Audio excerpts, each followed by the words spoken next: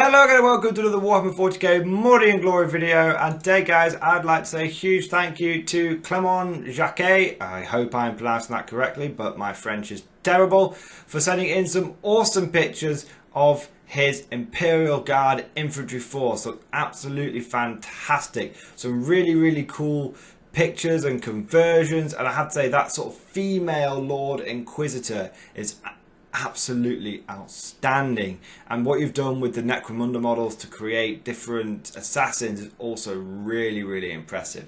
So thank you for sending these pictures in, Clement. They're very good. If anyone else has got any cool pictures that they want me to use in my videos, please post them on my Facebook page. There will be a link down in the description below. Now today guys, we are going to be taking a look at the new strategic reserve rules and what we like about them and what we don't like about them.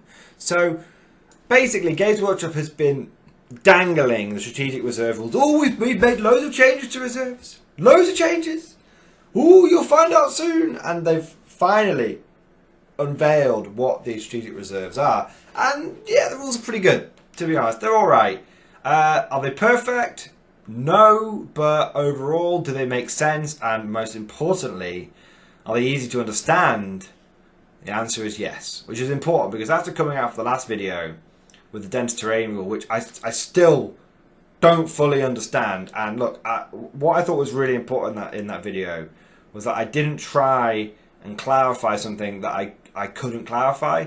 Won't go on about it anymore, but like I know some people will watch that video and been thinking like, oh well, you know, he's made a video about something he doesn't really understand. I think it's very important that I say when I don't understand something, because otherwise if I try and bullshit it, people might take that rule, use it in their games, and it might be wrong because of my interpretation. So there you go. Anyway, fortunately for us today, how strategic reserves work is really simple. In fact, well done Games Workshop, this is good. So basically, you can spend command points to put units in reserve, and the longer you leave them in reserve, the more cool shit they can do. There you go, that was nice and easy, wasn't it? So what you do is you are able to, before the beginning of the game, spend command points to put a certain, well, as many units as you want in reserve, it appears. And the more you put in reserve, the more command points you will you'll have to spend to bring them in. So if we read it specifically, the ability to place units into strategic reserve costs command points depending on the combined power ratings of the units you wish to deploy in this manner. It's worth pointing out that at this stage, if your units have abilities that enable them to set up somewhere other than the battlefield, such as the teleportarium chamber, the teleport strike ability of Terminators, or when using the cult ambush ability of the Gene Stealers, the strategic reserve rules don't apply to them. So, long story short, if you spend 1 to 9, if the total power level of the units you put into reserve is between 1 and 9, it will cost you 1 command point. If it's between 10 and 19, it will cost you 2. 20 to 29, it will cost you 3, and so on and so forth. So it's pretty good, and it's really good for armies like Guard, which outside of Toulon we have little to no way of outflanking things. I mean, we've got the dagger of Tusaka, which is okay, but this is really good because what this allows us to do is effectively spend 1 command point, take the dagger of Tusaka as our relic, and then we can outflank the better part of a platoon for 1 command point, which is really nice. So what do I mean by that? Well, the power level of a guard squad is 3. That's it. And the way power level works is it doesn't matter how many upgrades you pile onto that unit, its power level doesn't change. In fact, the power level is based on the fact that you probably are going to take as many upgrades as possible. So what's really cool is if you know, just looking at guards specifically, what's good about it is you can spend 1 command point and put 3 guard squads in outflank. You then take the dagger of Tusaka, which allows you to outflank an officer and 1 other infantry unit, and you could outflank 40 guardsmen and a company commander if you wanted to. Or you could outflank 30 guardsmen with your strategic reserves, and then use the dagger of Tusaka to outflank a company commander and a platoon commander. You can bring them all in as you want. We'll get into that a little bit later. And you've got 30 dudes with a couple of officers to order them about. You know, for the low cost of 2 command points, you can outflank like 60 guardsmen. That's pretty cool. That's cheaper than doing it the Talan way, because with the Talan way, you spend 3 command points to outflank up to 3 units. Well, if those units were, if you were outflanking vehicles, then that's still the way to do it, to be honest. But if you're outflanking infantry, then you're going to want to do it via strategic reserves, for sure. And I think it's really good, because one of my favourite tactics, one of the more powerful things I used to be able to do back in the previous editions, was outflank whole platoons. The reason it's powerful is because you're opening up an entire second front. You know, your opponent will often in their turn 1 commit themselves to what's directly in front of them, and they might know reserves are coming in, but that threat's not in front of them, it's not on the table. Whereas, you know, and so you can genuinely turn a flank, and it's difficult. You know, when someone throws 30 to 60 guardsmen into your deployment zone, that is a threat. That's something that's difficult for them to shift off. So this is really good. Now, what are my complaints about this? I know we haven't looked at the full part of the rule yet. We haven't looked at how they come in and whatnot. But one of my complaints about this is the fact that it really screws Genestealer Cult. It really does. And actually, what I'll do is I'll read out the rest of the rules first, and then as I read them out, you'll understand why it screws over Genestealer Cult. So, however, bringing in fresh forces onto the battlefield in the right place and at the right time can turn a battle's outcome on its head. There is more to it as well. The longer you hold your nerve and keep your strategic reserves off the battlefield, the further forward they can advance to outflank the enemy army and launch an attack, even directly into your opponent's deployment zone itself. So battle round 1 equals no strategic reserves. Battle round 2 equals set up wholly within 6 inches of any battlefield edge, not enemy battlefield edge or in enemy deployment zone. So you can battle round 2, you can just come in anywhere in the no man's land, which is that 24-inch gap between between the armies, 12-24-inch gap, or you can just come in your own deployment zone, no worries. Battle round 3, you can set up wholly within 6 inches of any battlefield edge, but not the enemy battlefield edge. So what they mean by that is you can't come in on the actual the one side of the board your opponent is standing on, basically. Does that make sense? So if you're in Dawn of War deployment, you can't come in behind your opponent, but you can come in on the left or on the right in his deployment zone on battle round 3. Now, you cannot be set up within 9 inches of enemy models.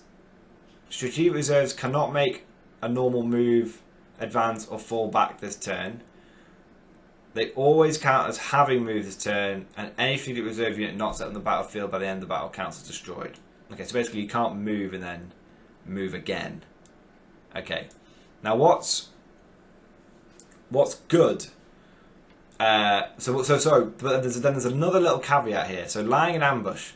Strategic reserves aren't all about outflanking the enemy though. Should your opponent overcommit their initial attack, it's impossible to deliver a punishing counter blow with your reinforcements.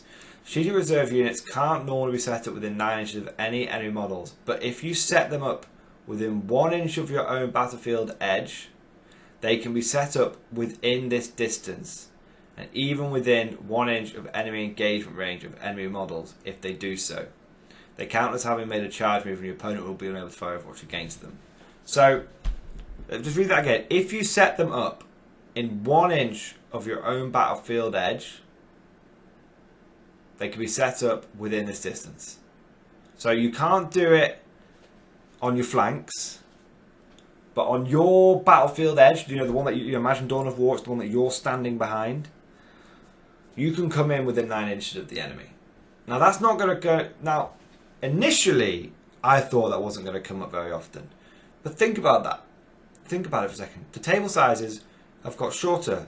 your deployment zones have got 6 inches shallower. So actually it is not totally unlikely to come up. And you don't have to set them up and be in combat. You can just string your guardsmen out, and as long as they're all within 1 inch of the battlefield edge, which they should be, then you can come in as close to your opponent as you want to. Rapid fire range, no problem whatsoever. You can come in flamer range. You know, you don't have to use it to charge them. You can use it to come in close and just dagger the crap out of your opponent. Hey, you know, maybe it's a good thing guards are still on 25mm bases. You know, so it is actually quite good. It is actually quite good. So why does this screw over Genestealer Cult? Well, guess what? The whole bloody Genestealer Cult army has the Cult Ambush rule.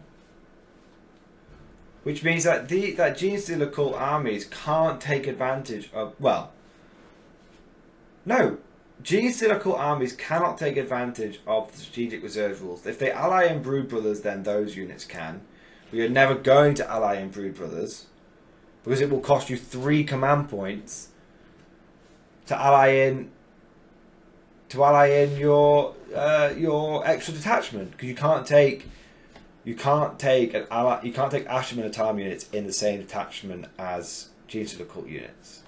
So Genestealer Cult are really, this doesn't benefit them at all, and in fact this means that you can't put Genestealer Cult units in Strategic Reserve, which means that if your enemy overcommits to the attack, your Genestealer Cult guys can't come in within engagement range.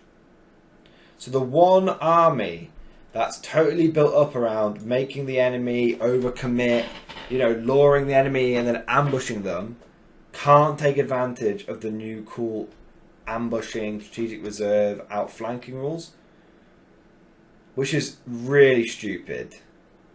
It is really, when you think about that, it's really stupid. And that is it's my only complaint about the rule, and I think that needs clarifying ASAP. I think Genestealer Cult units, although maybe they do because I guess you don't have to put things in Cult Ambush.